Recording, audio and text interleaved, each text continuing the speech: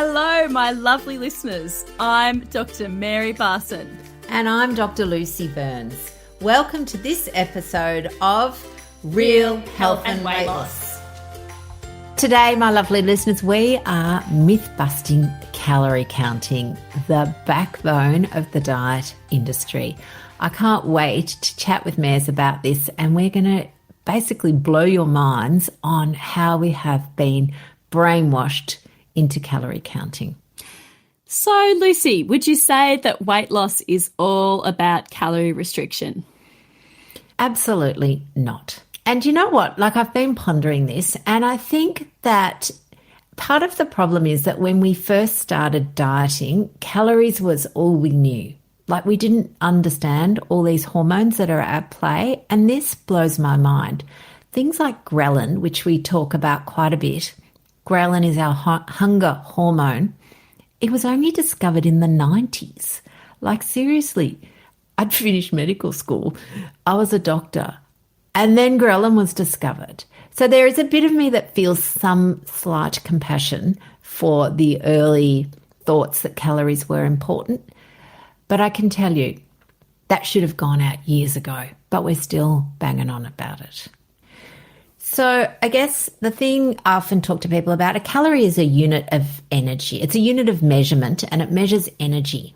So much like a temperature uses, degrees Celsius or Fahrenheit, we use calories or kilojoules to measure the energy. So we as humans, we require energy to function. Okay, just like a car requires petrol. We require energy or fuel, and we can then measure that fuel in these units of calories.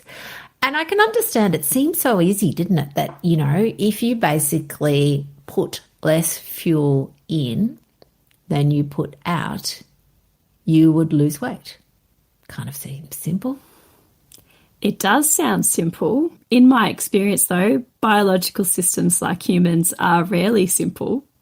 So what is really going on? What do people actually need to do if they want to lose body fat? Well, I love your phrase, Mares, that weight loss is chemistry, not maths. So it is. It's all about the hormones and not about the calories.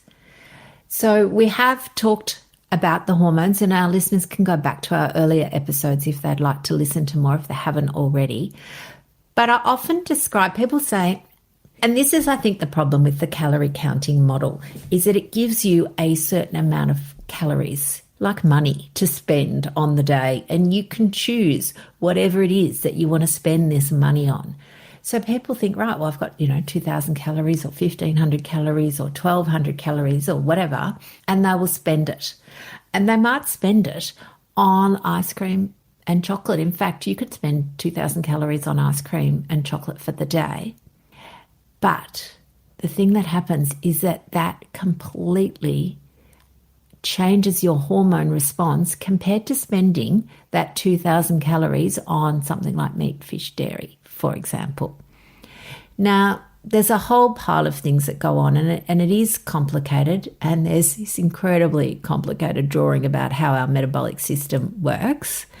It's not a simple in, out. It's an in, a whole pile of stuff goes on, and then an out.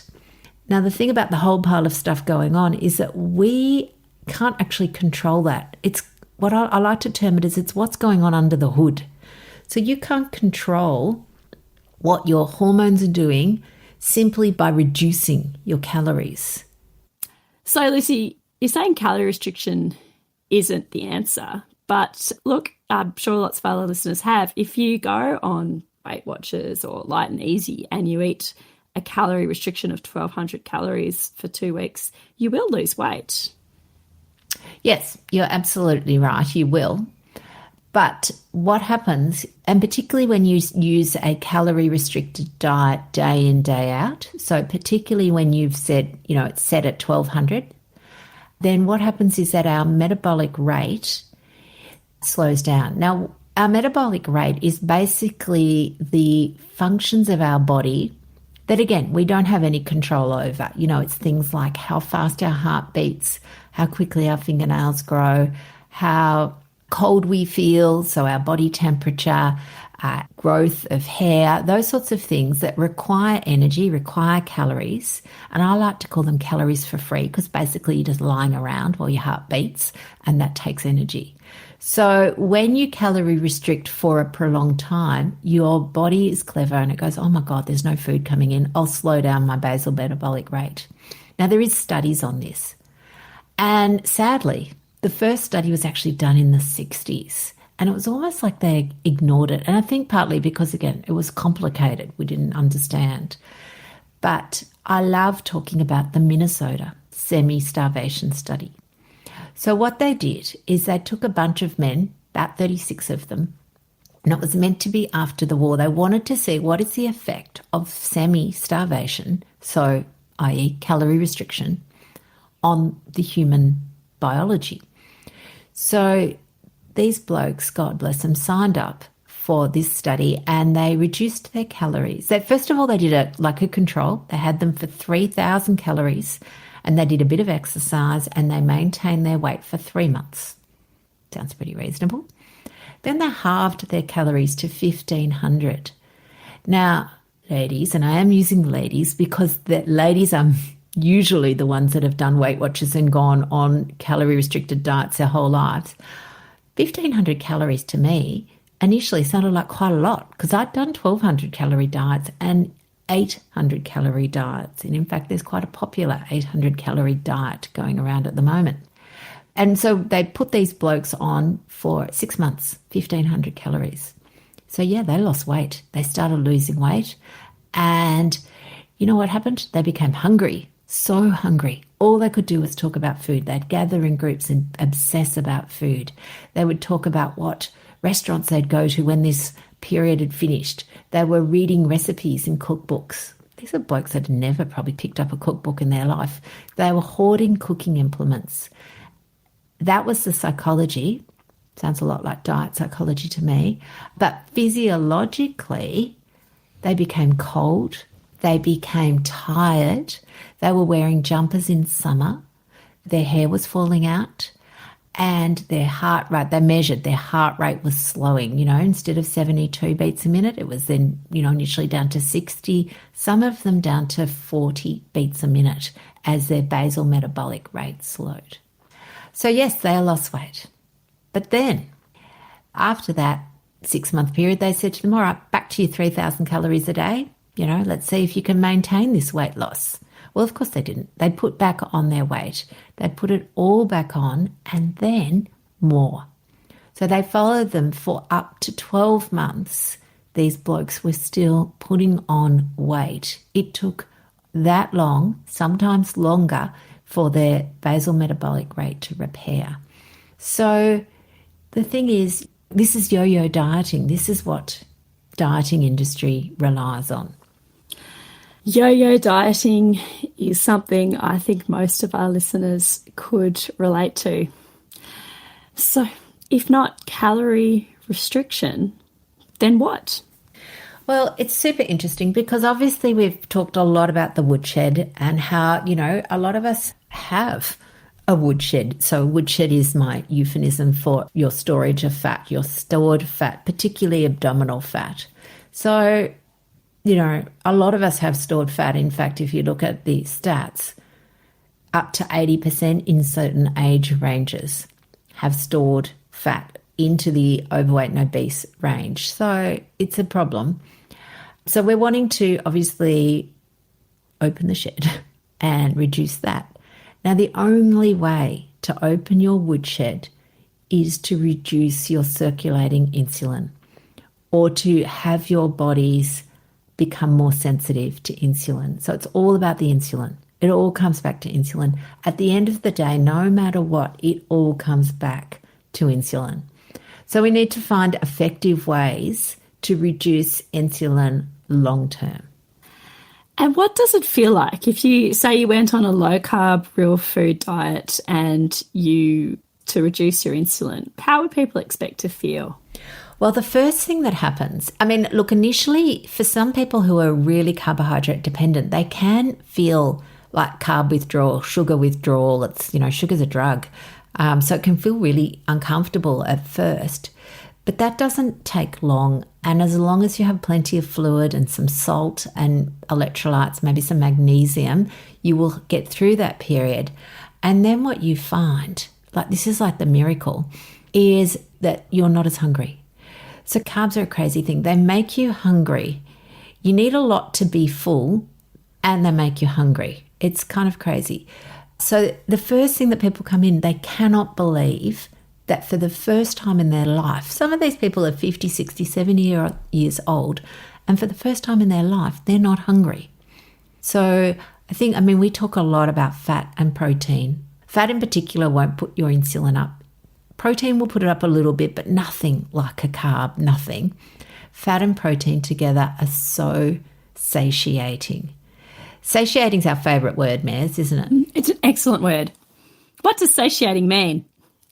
Well, it means fullness. And again, it's funny. It's not a word we use a lot anymore. I don't know why, because probably none of us are full, but satiety. So if a food has a high satiety, it means it fills you up. And I've got this lovely kind of thing I like to talk with my patients about, comparing Tim Tams to eggs. So I did some research, and 9 Tim Tams has the same number of calories as 12 eggs.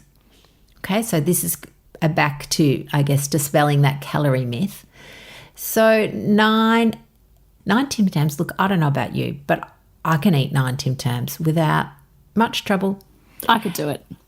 Yeah, I think most people can. In fact, my trouble would be stopping because there's actually 11 in a pack. So as if I'm going to leave 2. But 12 eggs. There is no way in hell's name that I could eat 12 eggs. So I'd get to about 4 and that'd do. It may be, maybe if I was, being competitive, I could wolf in 6, but that's it. And then I would be full for the entire day because fat and protein in eggs is so satiating, so satisfying. So the Tim Tams, the 9 Tim Tams has some enormous amount of carbs, like 75. I can't remember the number off the top of my head, but you can imagine what is that doing to your insulin. Whereas the 12 eggs, I don't know, it's got like 5 carbs. So no, a very minimal insulin response. So the woodshed remains open. The Tim Tams shut your shed. So not only do they not fill you up, they make you hungry and they shut your shed. It's like a triple whammy. So that is probably one of the biggest bonuses of a low carbohydrate lifestyle. And when we use the term diet around like low carb diet, we're not talking diet like the diet industry. I think it's really important to establish that word. The word diet is tricky because people can talk about a vegetarian diet, for example. These people have a vegetarian diet. They're not on a diet. That's their lifestyle. And so I say to people, I have a low carbohydrate diet, but I'm not on a low carb diet. It's my lifestyle. I think it's really important to understand that we have been sold a myth about calories, that they promise you and they will give you short-term weight loss. There is no doubt about that. I'm not going to dispute that fact. But your basal metabolic rate will slow and you will then put it back on. That fact is indisputable. So at Real Life Medicine, we really, really want you to have long-term weight loss. We don't want you to yo-yo. It's demoralizing. It plays with your head. And with a low carbohydrate, real food lifestyle, you can lose weight without hunger. Like that in itself feels like a miracle to me. I can't believe that. But it's true. And I often say to Mez, I can't believe that I was able to lose 25 kilos by eating bacon and eggs. It's incredible. It is indeed.